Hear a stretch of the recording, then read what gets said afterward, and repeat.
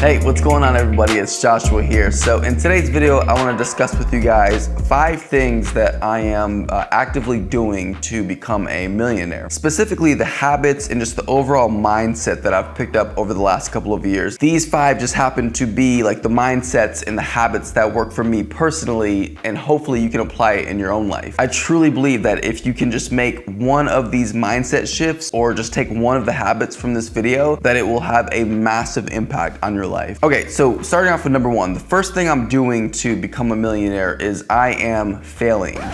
Now, I know that sounds really weird, like, what do you mean you're failing? So the problem is that, like, in school, we're all taught that failing is this bad thing. If you failed your class or if you failed your physical exam or whatever, it meant that you were basically going to fail at life. And I can tell you right now that that is the furthest thing from the truth. In fact, that was the biggest lie that school taught us. Because in real life, especially as an entrepreneur or as an investor, you have to fail to succeed. Failing is a prerequisite to being successful. If you are not failing, it means that you're not trying. And if you're not trying, then you're not getting anywhere. So it's really important that you make a huge mindset shift in this area. Instead of thinking of failure as a bad thing, something that you should avoid, you should instead think of failure as a good thing. When you fail at something, it doesn't mean that you failed in life or as an entrepreneur or as an investor. It means that you learned something. Failure is the ultimate teacher. It's the only way that we can actually learn things in life and progress. And so in my life personally, like I've failed many times. That's okay, because if I look back, like in retrospect, all of those failures led me to another level. It was almost like each failure was a stepping stone that led me to the next great thing. And so if you actually change your attitude toward failure, you can actually use it as something that can build you up. I mean, like, imagine, for example, if Elon Musk was afraid to start Tesla. Imagine if he was afraid to fail at making a rocket ship. Then he wouldn't be Elon Musk today. He wouldn't be the richest man in the world. And I'm not sitting here saying that, like, being the richest person in the world is everything in life. You being afraid to fail is literally holding you back from doing some of the most basic things in life. And so that's how I frame my mind about failure. Yes, I fail at things. I fail all the time. In fact, if you want to know something crazy, this is actually my 3rd YouTube channel that I've started, because the other 2 that I did kind of failed. And so yes, I'm failing. I'm failing all the time. Every single day I'm probably failing. But if I let that stop me in life, if I let that stop me in business or as an investor, then I will never get anywhere. And so it is absolutely crucial that you change the way you think about failure in your own life so that you can move forward and actually accomplish things, accomplish your dreams, your goals. The second thing that I'm doing is I am creating goals. This is likely something that you've heard before, and you've probably heard it before because you've heard it from somebody else, because it's true. You have to create goals in life. Without goals, it's gonna be really hard to achieve anything. Let me give you an example. Imagine watching a basketball game and there were no basketball hoops. And so the players are just running up and down the court doing nothing.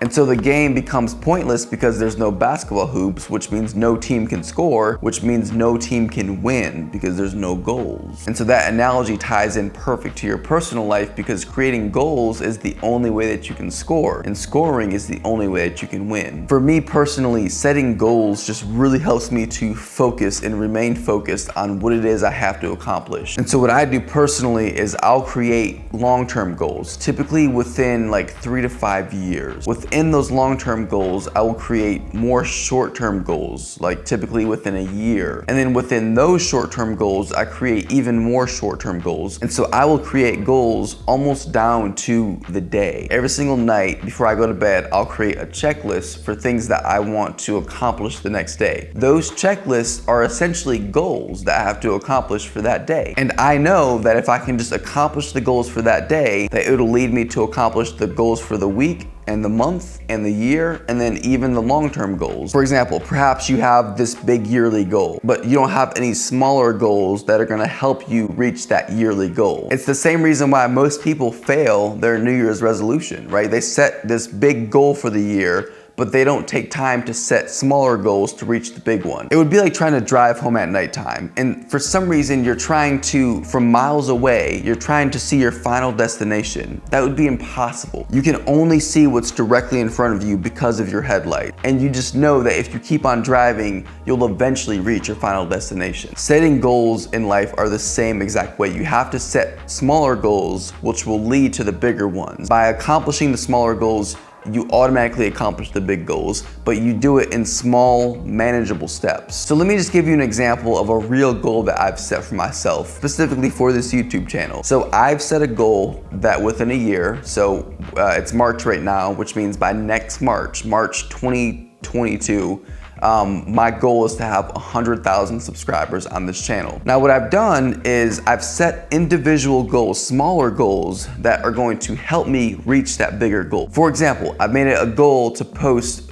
3 times a week. So that's a weekly goal. Then within the weekly goals, I've made individual daily goals. For example, on this day, I'll record a new video. On this day, I'll research. On this day, I'll edit my video. And so by accomplishing the smaller goals, I don't have to even think about the fact that reaching 100,000 subscribers almost seems impossible. But if I just focus on the small goals, eventually I'll reach the big one. The third thing that I'm doing is just constantly learning. Not a single day goes by where I'm not learning something new.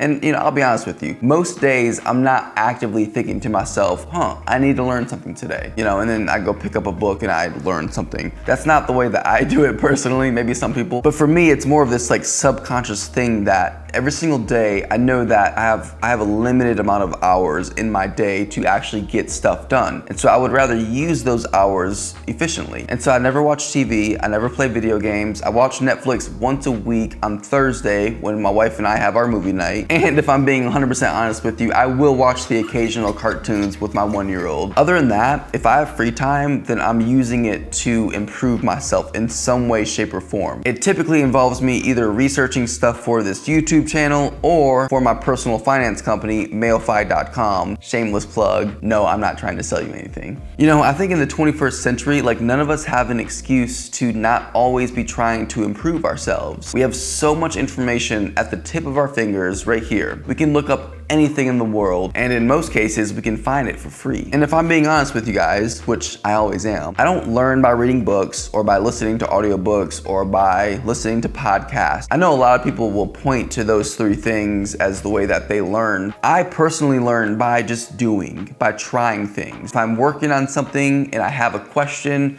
then I'll just quickly look up that question online and then I learn something. You have to learn the way that's gonna work for you. Some of us are visual learners, some of us are more analytical, some of us like to just read text. We're all different. And so you have to do what's gonna work best for you. Just because some article online says that all millionaires read doesn't mean that you have to read to become a millionaire, okay? The fourth thing that I'm doing is I am staying true to myself. Now, you might be thinking to yourself, what does that mean, Joshua? A little over a year ago, I started a blog called Find Curate. And within this blog, I was writing about all different topics, how to sleep better, how to drink more water. I even found myself writing a topic about the 10 best vegan Easter desserts. First of all, I am not a vegan, I'm not a vegetarian, I do like meat. And so why am I writing about vegan desserts? I'm convinced that if I would have just kept writing content for that website, that it would not have been successful because I wasn't being myself. For me personally, remaining true to myself meant actually creating content that I was passionate about, which is content like this, personal finance, building wealth, personal development. And so for you personally, you have to stay true to yourself and do things that you actually care about. Do things that energize you, because if you do those things, it's gonna be really easy to accomplish a lot. And you will be able to provide a ton of value for people because you're actually passionate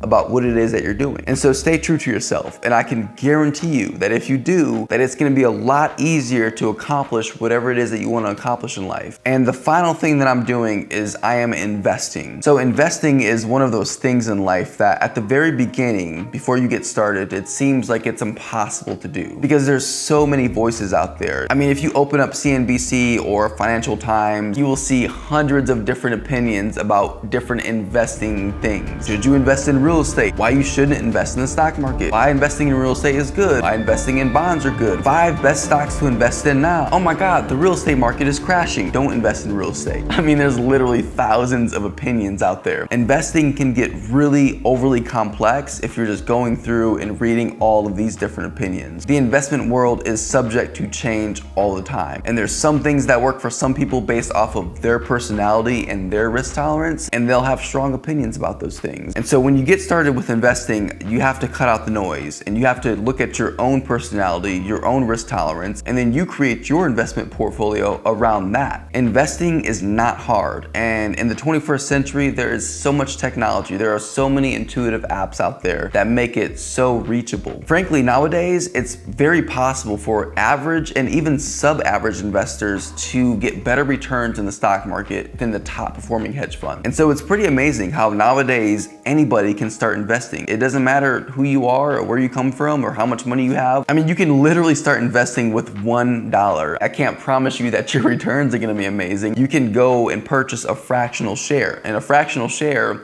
is a fraction of a share. And so let's just say, for example, you wanted to invest in Amazon. Instead of spending thousands of dollars on Amazon stock, on one stock, you could buy a fraction of that share. So that's it. Those are the 5 things that I'm actively doing to become a millionaire. And I hope that you found value in this video. I hope that you can use at least one of these mindset shifts or these habits to apply in your life. And I truly believe that if you can just apply even one of these things to your life, that you will see massive benefits. All right, guys, that is all I've got for you today. It has been awesome as always. Hey, if you haven't already subscribed, consider doing it. I would love to see you back again. And yeah, that's it. Until next time, see ya.